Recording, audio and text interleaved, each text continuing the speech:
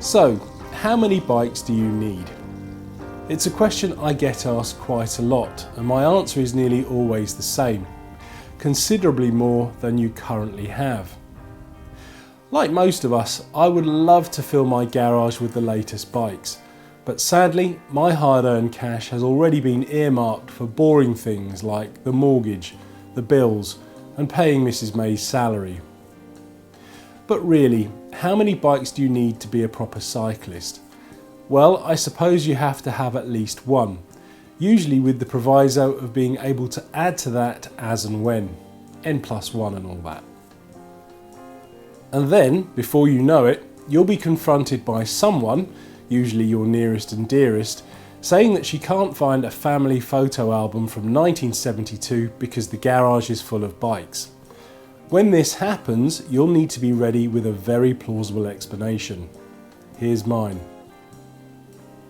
If you do have only one bike, it should be the best one that you can afford. For me, it's my Trek Madone, which I bought new back in 2014. This is what I would call my best bike, and the one that I would only really ride during the summer months.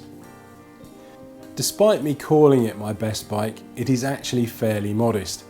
It has a carbon frame and forks, but only a fairly basic set of Bontrager wheels. The one big extravagance though is that it's equipped with 11-speed Shimano Ultegra Di2 electronic gears, which probably doubled the price. I have to admit this was a bit of an impulse buy. I was in one of my local bike shops and the colour immediately caught my eye. After reading up about it and looking into Di2, I took it for a test ride and basically fell in love. Next on my list is my Specialized Alley, which is what I would call my winter bike and the one I ride between October and May. I bought this in 2013 for just under $400 when I was working out in Boston in the US for 6 weeks. Being there for so long, I felt I just had to have a bike. I initially looked into hiring one, but when I saw the price of the Alley, this actually worked out slightly cheaper. I did think about selling it once I was due to return home, but I liked the bike so much I brought it back with me. Despite this being a fairly heavy, very basic entry-level bike, it's actually a fantastic machine. It has an aluminium frame and forks, an 8-speed unnamed Shimano group set, and came with a very basic set of unbranded wheels. I have to say it served me extremely well on my rides around Boston and out to places such as Framingham and Salem. When I returned from the US, I changed the wheels and I'm now running a 36-spoke hand-built set of Techno 924s. I did this for several reasons. As I said, it's quite a heavy bike already.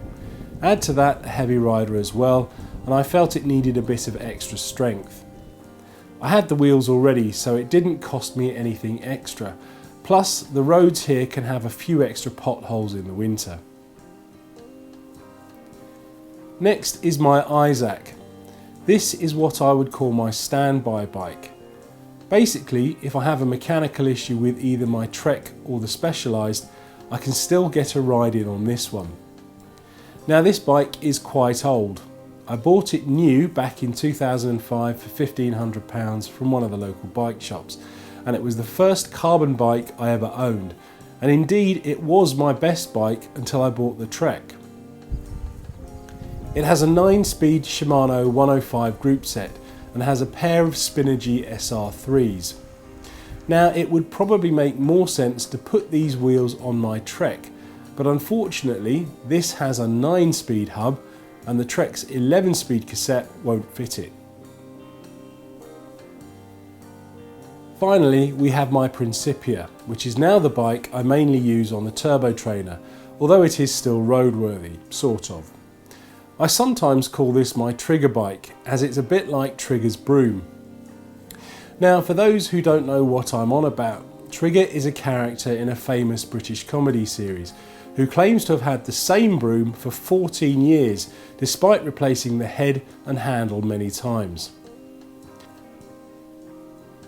I bought the original back in 2000 and it was my only bike for about 5 years, on which I did all of my riding, summer and winter.